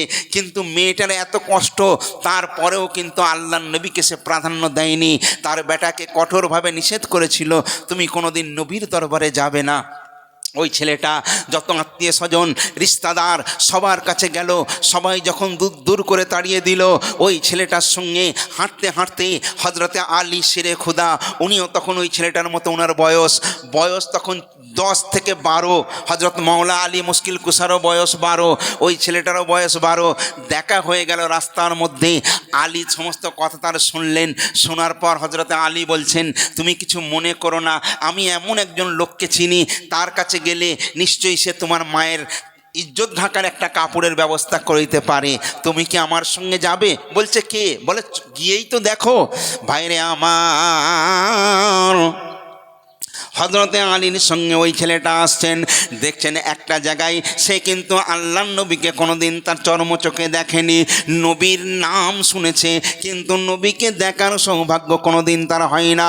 ওই যুবক ছেলেটা, ইহুদির ছেলেটা যখন কাছাকাছি এসে গেল, আল্লাহর রাসূল এমন জায়গায় বসে সাহাবী হুজুরদের নিয়ে ওয়াজ করছেন, তাদের সঙ্গে হাদিস কোরআনের মশলা মশাইলের কথা আলাপ আলোচনা হচ্ছে। ওই ছেলেটা ওই সামনে গেটের কাছে দাঁড়িয়ে রয়েছে। আল্লাহর রাসূলের নজরটা ওই ছেলের দিকে পড়ে গেল। ছেলেটাকে ইশারা করে বলল, সোনার ছেলে রে, একটুখানি আমার কাছে এসো। ভাইরে আমার, ওই ছেলেটা দিশেহারার মতো, কোনো দিকে তার নজর নেই। রাসূলুল্লাহ যখন তাকে ইশারা দিয়েছেন, এইবারে ছেলেটা আস্তে আস্তে হেঁটে হেঁটে আসছেন। আসার পর আল্লাহর রাসূলের কাছে যখন এসে গেলেন, কি বলবেন আর মুখ থেকে ওই ছেলেটার কোনো শব্দ বার হয় না। আল্লাহর রাসূল বলে, ছেলে রে, ও ছেলে, তুমি বড় টেনশনের মধ্যে রয়েছো, তুমি বড় পেরেশানের মধ্যে রয়েছো, কারণ তোমার মায়ের কাপড়টা ছিঁড়ে গেছে। কাপড় তার ইজ্জত ঢাকার মতো কোনো কাপড় নেই। ছেলেটা অবাক হয়ে যায়, আপনি জানলেন কি করে? আল্লাহর নবী বলছেন, আমি সব জানি, তবে বাপ এক কাজ করো, এই নাও, আমার কাছে তোমার মায়ের ইজ্জত ঢাকার কাপড় আছে, তুমি যদি নিতে চাও আমি তোমায় দিতে চাই, তুমি কি নিতে চাও? বলছে, আমার মা বলেছে কারো থেকে না জেনে না বুঝে কারো থেকে কোনো জিনিস নিবি না। আল্লাহর রাসূল বলছে, তাহলে যাও যাও, আমি তোমাকে দেবার জন্য তৈরি রয়েছি, তোমার মায়ের কাছে যাও, মাকে গিয়ে আগে জিজ্ঞেস করো। ছেলেটা সঙ্গে সঙ্গে চলে গেল, মায়ের কাছে গিয়ে বলছে, মা গো, এমন একজনের কাছে গিয়েছিলাম, আমার চাচার কাছে গিয়েছিলাম, দাদা দাদি নানা নানি সমস্ত রিশতেদার আত্মীয় স্বজনের কাছে গিয়েছিলাম, কেউ কিন্তু আমায় তোমার জন্য কোনো কাপড় দেয়নি। এই এমন একজন মানুষ যাকে দেখার পর আমি দিওয়ানা হয়ে যাই, সেই মানুষটা আমি যেতেই বলে তোমার মায়ের একটা কাপড়ের প্রয়োজন। মা অবাক হয়ে ছেলের কথা শোনে, আর ছেলেকে বলে, বাপ, কার কথা বলছিস, কার কথা বলছিস? ওই লোকটাকে কি তুই চিনিস? বলে, না গো মা, আমি চিনি না। বলে, ওই লোকটাকে তুই কি চিনিস? বলে, না, আমি চিনি না। বলে, এমন দয়ালু ব্যক্তি এখনো মক্কার সরজমিনে রয়েছেন, এত ভালো মানুষ এখনো দুনিয়ায় থাকতে পারে। আচ্ছা বল, তোকে যে কাপড় দেবে তার বিনিময় কি কিছু চেয়েছে? বলে, না, কোনো বিনিময় চায়নি। বলছে, তোমার মা যদি বলে আমি দিয়ে দেব। সঙ্গে সঙ্গে মাকে বলছে, মা গো, ও মা, তুমি বলো আমি কি নেব? বলে, তুমি আগে তার নামটা জিজ্ঞেস করেছো, উনি কে? মা বলছে, নামটা জিজ্ঞেস করো, কিন্তু আগে কাপড়টা নিয়ে এসো, ওই লোকটাকেও আমি দেখব। ওই যুবক ছেলে ছুটে ছুটে আসে আল্লাহর রাসূলের কাছে, এসে বলছেন, আপনার নামটা কি? তবে আগে কাপড়টা দিন। কাপড়টা দিয়ে, কাপড়টা আগে মাকে আমি দিয়েছি। সঙ্গে সঙ্গে আল্লাহর রাসূল গায়ের আলখাল্লা, উপরে একটা চাদর পরেছিলেন, কালো চাদর, কামলি চাদর, ওই চাদরটা দিয়ে দিলেন খুলে। ওই ছেলেটা নিয়ে গিয়ে মাকে দিয়ে দিল। মা সঙ্গে সঙ্গে কাপড়টা পরে সারা দেহটা ঢেকে নিলেন। তারপরে জিজ্ঞেস করছেন, বাপ, কে তোকে দিল? তার নামটাকে জিজ্ঞেস করেছিস? বলে, মা, আমি তো জিজ্ঞেস করিনি। তুমি কি জিজ্ঞেস করে? বলে, চল চল, আমায় একবার নিয়ে চল। এইবারে ওই মেয়েটা যখন বার হয়, সঙ্গে সঙ্গে লোকজনের সঙ্গে দেখা হয়। ওই ছেলেটা লোকজনকে জিজ্ঞেস করে, যেই লোকটা আমার মায়ের জন্য কাপড় দিয়েছে, ওই লোকটাকে কি চেনো? সবাই বলছে, ওই লোকটা অন্য কেউ নয়, উনি হলেন মুহাম্মাদুর রাসূলুল্লাহ সাল্লাল্লাহু আলাইহি ওয়াসাল্লাম। ওই ছেলেটার মা বলে, ছেলে রে, তোকে কি উনি বলেছেন ওনার ধর্ম গ্রহণ করার জন্য, কলমা পড়ার জন্য। বলেন না গো মা, আমি কোন ধর্মের আমায় কোনো জিজ্ঞেস করেননি, আমি হিন্দু না মুসলমান না খ্রিস্টান কিছুই জিজ্ঞেস করেননি। ওনার কলমা পড়তে উনি বলেননি। বলে হাই হাই, আগে যদি এই নবীর আমি দেখা পেতাম, যে বিনা স্বার্থে উদার মনে কোনো কিছুর বিনিময় না নিয়ে কাপড় দেয়, ইজ্জত ঢাকার ব্যবস্থা করে দেয়, সে সাধারণ কোনো মানুষ হতে পারে না, তিনি হলেন মুহাম্মাদুর রাসূলুল্লাহ। এই কথা বলতে বলতে মা আর ছেলে দুজন মিলে ওই রাস্তা দিয়ে হেঁটে হেঁটে আসছেন, আল্লাহর নবীর প্রশংসা করতে করতে আসছেন। আর বলছেন ইয়া রাসূলুল্লাহ, ইয়া হাবিবাল্লাহ, ইয়া রাসূলুল্লাহ, ইয়া হাবিবাল্লাহ। আরে নবীর প্রেমে জিকির করে মিটাই যে মনের জ্বালা, ইয়া রাসূলুল্লাহ, ইয়া হাবিবাল্লাহ, ইয়া রাসূলুল্লাহ, ইয়া হাবিবাল্লাহ। ওই মা ওই ছেলেটা যখন আল্লাহর নবীর জিকির করতে করতে, আল্লাহর নবীর প্রশংসা করতে করতে যখন আগিয়ে আসে, আবু জেহেল তার লোকজনকে নিয়ে বসে রয়েছেন রাস্তার ওপরে। সঙ্গে সঙ্গে দেখতে পেলেন ইহুদি মা আর ছেলে দুজনা মিলে নবীর নাত পড়তে পড়তে আগিয়ে যাচ্ছে। আবু জেহেল দাঁড়িয়ে গেলেন, তাদের রাস্তা আটকালেন। এই শোনো, তোমরা কোথায় যাচ্ছ? বলছে আমরা নবী মুহাম্মদুর রাসূলুল্লাহ সাল্লাল্লাহু আলাইহি ওয়াসাল্লামের দরবারে যাচ্ছি। বলে খবরদার, উনি হলেন আমাদের দুশ্মন, জাতির দুশ্মন, দেশের দুশ্মন, ওনার সঙ্গে দেখা করা যাবে না, এখান থেকে ফেরত যাও। কিন্তু যার অন্তরে নবীর মোহাব্বত বসে গেছে তাকে কি ওইখান থেকে কেউ সরাতে পারে? পারে না। মেয়েটা বলছে, ছেলেটা বলছে, জান চলে যাবে, কিন্তু নবীর দিদার না করে আমরা এখান থেকে ফিরব না। বারবার তাদের বোঝানো হলো, কিন্তু তারা কারো বোঝ মানল না।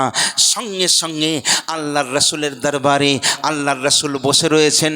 ওই মা আর ছেলে গিয়ে উপর হয়ে পড়ে গেল। সঙ্গে সঙ্গে কেঁদে কেঁদে বলেন, হুজুর, ইয়া রাসূলুল্লাহ, ইয়া হাবিবাল্লাহ, হুজুর, আপনার নামে অনেক কিছু আমরা শুনেছি, কিন্তু বাস্তবে যেটা আমরা দেখলাম কারোর সঙ্গে সেটা মিলছে না। ইয়া রাসূলুল্লাহ, হুজুর,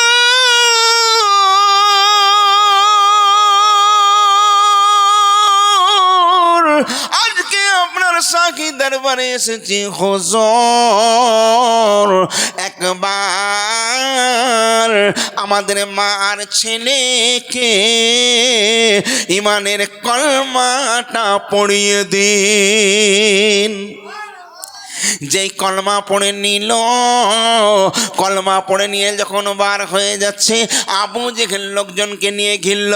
ওই মহিলাকে বলল, তোর এত বড় স্পর্ধা, আমার সামনে নবীর প্রশংসা করতে করতে যাবি? সঙ্গে সঙ্গে ছুরা দিয়ে ছেলের পেটে গুঁজে দিল। পেটে গুঁজে দেবার পর ছেলেটা ছটপট ছটপট করতে করতে মারা গেল। কিন্তু মা তার জবান থেকে রাসূলের জিকির হয়, আবার সঙ্গে সঙ্গে ওই মায়েরও ভুঁড়িটা ফেলে দিল। মা ছেলে ছটকা ছটকি করতে করতে মারা গেল, কিন্তু নবীর নাম কিন্তু তারা ছাড়ে নাই। কারণ কি বলুন তো? তারা মহাব্বতের সঙ্গে একবার কলমা পড়ে নিয়েছে। অহদ প্রান্তরে, বদরের প্রান্তরে, যুদ্ধের ময়দানে আপনারা জানেন 313 জন লোককে নিয়ে রাসূল যখন যুদ্ধের ময়দানে গিয়েছিলেন, নবীর সঙ্গে নবীর সাহাবীদের মধ্যে 14 জন শহীদ হয়ে গিয়েছিল। একটা মহিলা ছুটে ছুটে আসছে, আসার পর লোকজনকে দাঁড় করিয়েছে, বলছে দাঁড়াও, যে লাশটা নিয়ে যাচ্ছ এই লাশটা কার? আমার এই লাশটা একবার দেখাও আমাকে। লাশটা যখনই খোলা হলো, দেখছে ওই লাশটা অন্য কারো নয়, ওই লাশটা হলো ওই মায়ের নিজের ভাইয়ের। বলল লাশটাকে সরাও, আগে বলো আমার রাসূলুল্লাহ কেমন আছেন, আমার রাসূলুল্লাহ কেমন আছেন, আমার রাসূলুল্লাহ ঠিক আছে তো? আবার বুড়িটা ছুটছে, একটু দূরে গিয়ে আবার একটা লাশ আসছে, ওই মহিলা গিয়ে বলছে একটু দাঁড়াও দাঁড়াও, এটা কার লাশ? বলে মুখটা খোলো। খোলার পর দেখছে এটা তারা আব্বা জানের লাশ। বলছে ও এটা আব্বার লাশ, এটাকে সরাও, আমার রাসূলুল্লাহ কেমন আছেন? আবার ওই মহিলা এগিয়ে যাচ্ছে, যেতে যেতে দেখছে একটা লাশ আসছে, বলছে দাঁড়াও, এটা কার লাশ? বলছে মুখটা একটু দেখাও। মুখটা খোলার পর দেখছে তার নিজের সন্তান, বড় সন্তানের লাশ। বলছে আহা, আচ্ছা বলুন বলুন, আমার যদি ছেলে মারা যায়, আমার যদি বউ মারা যায়, আমার যদি মেয়ে মারা যায়, আমার যদি বাপ মারা যায়, আমার খাওয়া আমি ভুলে যাই, আমার নাওয়া আমি ভুলে যাই, আমার ভাষা আমি ভুলে যাই, আমি পাগল পাড়া হয়ে তড়পাতে থাকি, আমার এই নিজের লোক মারা গেছে বলে, তাই না? আজকে বলুন, ছেলের জন্য মা বাপ সব করতে পারে, আজকে নিজের ভাই গেল দুঃখ নেই, বাপের লাশ দেখলো নবীর জন্য শহীদ হয়ে গেছেন কোনো দুঃখ নেই, নিজের বড় ছেলে নবীর প্রেমে শহীদ হয়ে গেছেন, আবার একটা লাশ আসছে, গিয়ে বলছে খোলো। খোলার পর দেখা গেল ছোট ছেলের লাশ, তার দুটোই মাত্র ছেলে, আজকে দুটো ছেলেই নবীর প্রেমে শহীদ হয়ে গেছে। ওই মহিলা তবুও কাঁদছেন না, বলছেন সরিয়ে রাখো, আগে বলো আমার নবী মুস্তাফা কেমন আছে। তারপর অনেকটা দূর যাবার পর আর একটা শেষ লাশ আসছে, বলছে এটা কার লাশ, একটু আমায় দেখাও। লাশটা খুলে দেখছে তার স্বামীর লাশ, নবীর মোহাব্বতে যুদ্ধের ময়দানে শহীদ হয়ে গেছেন। তাহলে নিজের ভাই গেল, নিজের বাপ গেল, নিজের দুটো ছেলে গেল, নিজের শহর নিজের স্বামী গেল, তবুও মহিলার কোনো দুঃখ নেই। ওই মহিলা সবাইকে পাগল পাড়া হয়ে জিজ্ঞেস করছেন, বলো আমার রাসূলুল্লাহ কোথায় আছেন? আমার নবীকে ওই বুড়ি যখন দেখেন, ছুটে ছুটে গিয়ে আমার রাসূলের কাছে গিয়ে বলছে, ইয়া রাসূলুল্লাহ, ইয়া হাবিবাল্লাহ, আমি মা, আমি ছেলে গিয়েছে বরদাস্ত করতে পারবো, আমার ভাই গিয়েছে আমি বরদাস্ত করে নিতে পারবো, আমার বাপ গেছে আমি বরদাস্ত করে নিতে পারবো, আমার স্বামী গেছে আমি বরদাস্ত করে নিতে পারবো, ইয়া রাসূলুল্লাহ হুজুর, কিন্তু আপনার কষ্ট আমি বরদাস্ত করতে পারবো না। বুঝলেন না? এটা হলো মোহাব্বতের রসুল।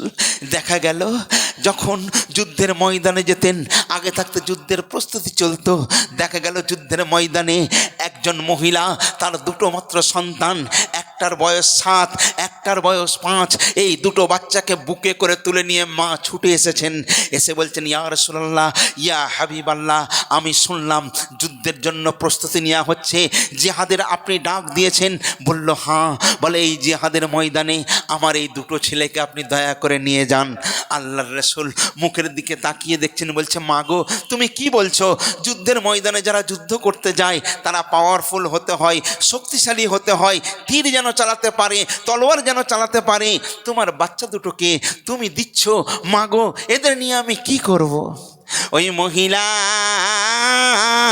কেঁদে কেঁদে বলেন, ইয়া রাসূলুল্লাহ হুজুর, কাফেররা যখন আপনাকে টার্গেট করে, যখন আপনার দিকে তীর লক্ষ্য করে ছুড়বে, ইয়া রাসূলুল্লাহ হুজুর, তখন আপনি আমার এই ছেলেটাকে সামনে দিয়ে দেবেন, ওই তীরের ফলাটা আমার সন্তানের বুকের মধ্যে এদিক থেকে ঢুকে এদিক থেকে বার হয়ে যাবে, ফালা ফালা হয়ে যাবে, আমার বাচ্চাটা ছটপট ছটপট করে মারা যাবে, আমি মা তা সহ্য করে নেব, কিন্তু রসুলের পশমে ওই তীরের আঘাত লেগে রক্ত ঝরে যাবে, আমি মা কিন্তু সইতে পারবো না। ইয়া রাসূলুল্লাহ, ইয়া হাবিবাল্লাহ, হুজুর একটা তীরের সময় একটা ছেলে দিয়ে দেবেন, দ্বিতীয়বার যখন তীর মারবে আমার এই ছেলেকে আপনি দিয়ে দেবেন, তীর খেয়ে বাচ্চা আমার মরে যাবে, আমি মা ওটা সহ্য করে নেব, কিন্তু রাসূল গো আপনার দেখে বিন্দু আঘাত লাগলে আমি মা কিন্তু সইতে পারবো না। সাহাবীদের কথা বলছেন, সাহাবীরা নবীকে কত মহব্বত করত, কত ভালোবাসতো বলুন। আহা, আমার নবীর সাহাবীরা এক একজন এক একটা রত্ন। সাহাবী হুজুরদের যদি কথা বলা হয় রাতের পর রাত শেষ হয়ে যাবে, কিন্তু তাদের কথা বলে শেষ করা যাবে না। দেখবেন যাকে কেউ ভালোবাসে না তাকে আমার নবী মুস্তফা ভালোবাসেন। যেটা বলুন না সুবহানাল্লাহ। আল্লাহর রাসূল একদিন সাহাবার মজমা হাজার হাজার সাহাবীদের সামনে রাসূলুল্লাহ কথা বলছেন, এমন সময় বলছেন, হে আমার সাহাবীরা, ওই যে দরজার কোণে, মসজিদ নববীর দরজার কোণে একজন দাঁড়িয়ে রয়েছেন, বসে দাঁড়িয়ে রয়েছেন, থরথর করে কাঁপছেন। দেখছেন একজন গরিব মানুষ, যার দেহে ভালো পোশাক নেই, যার পায়ে কোনো জুতো নেই, মাথার চুলে তেল নেই, 3-4 দিন রুগ্ন শুকনো অবস্থা, খাওয়া দাওয়া নেই, চুপচাপ করে এইভাবে বসে আছেন, একদম মানে পাগলের মতো। আল্লাহর রাসূল জিজ্ঞাসা করছেন, এই ওকে চিনতে পারছো? সাহাবীরা সেদিকে মুখ করলেন। সাহাবী হুজুররা বলছেন, রোজ দেখি, তবে ওকে চিনি না, জানি না। এখন দেখবেন আপনার যদি টাকা থাকে, পয়সা থাকে, সবাই আপনাকে ইজ্জত করবে, সম্মান করবে। যদি টাকা পয়সা কেউ না থাকে আপনাকে কেউ ইজ্জত করবে না, আপনার ফিরে কেউ তাকাবেও না, তাই না? কারণ আপনার কিছুই নেই, আপনাকে কেউ সম্মান করবে না। কিন্তু আপনার যদি টাকা পয়সা থাকে, গাড়ি বাড়ি থাকে, আমি দেখেছি কোনো মানুষ যদি সাইকেলে করে এসে জিজ্ঞেস করে, ভাইজান আমি অমুক জায়গায় যাব, একটু ঠিকানাটা বলবেন? লোকে বলে আগে গিয়ে জিজ্ঞেস করো ভাই, তার মানে সে জেনেও বলছে না। আর যদি কেউ 4 চাকা নিয়ে এসে জিজ্ঞেস করে, ভাই শোনেন, সে কাজ ফেলে রেখে আগে আসবে। কি ব্যাপার বলুন বলুন? আরে আমি অমুক জায়গায় নোকারি বলে একটা জায়গা, ওখানে যাব। আরে এই তো এখান থেকে যাবেন সোজা, এখান থেকে এখানে, এখান থেকে এখানে। কারণ এত সম্মান করছে কেন? সে 4 চাকায় আছে বলে, সাইকেলে আছে বলে তার কোনো কদর নেই, তাই না? তাই না? তাই কেউ কদর দেয় না। কিন্তু আল্লাহর রাসূল সবাইকে কদর দিয়েছেন। আল্লাহর রাসূল বলছে, ও দাঁড়াও, তুমি দাঁড়াও। সাহাবী হুজুরদের বলছেন, হে আমার সাহাবীরা, তোমরা ভালো করে একে চিনে নাও, এর নাম হলো জুলাই বিবি, এর নাম হলো জুলাই বিবি, এটা আমার জুলাই বিবি। জোরে বলবেন না সুবহানাল্লাহ। নবী যখন কাউকে বলে আমার জুলাই বিবি, তার মানে বিরাট ব্যাপার। নবীকে তো সবাই ভালোবাসে, আর নবী কি বলছেন? আমার, মানে আমার জুলাই বিবি। এই জুলাই বিবি এদিকে এসো। জুলাই বিবি অবাক হয়ে গেলেন যে এত বড় মজমা, সেখানে ফারুকে আজম রয়েছেন, সিদ্দিকে আকবর রয়েছেন, মাওলা আলী মুশকিল কুসা রয়েছেন, তাবড় তাবড় সাহাবী হুজুররা রয়েছেন। সেখানে জুলাই বিবিতে একটা সাধারণ, যার কোনো ঠিক ঠিকানা নেই, কোনো ঘর বাড়ি নেই, রাস্তায় খাওয়া দাওয়া, রাস্তায় শোয়া, কোনো ঠিক নেই, সেই তাকে ডেকেছেন, তার নাম জুলাই বিবি। জুলাই বিবি রসুলের সামনে এলেন, ইয়া রসুল্লাহ, ইয়া হাবিব আল্লাহ। আল্লাহর রসুল বলছেন, জুলাই বিব, এই জুলাই বিব, তুমি কি বিয়ে করতে চাও? কারণ পৃথিবীর জমিনে সবাই চায় যে আমার একটা সঙ্গী হোক, আমার একটা জোড় হোক, আমার একটা জোড় হোক। নারায়ে তাকবীর, নারায়ে তাকবীর।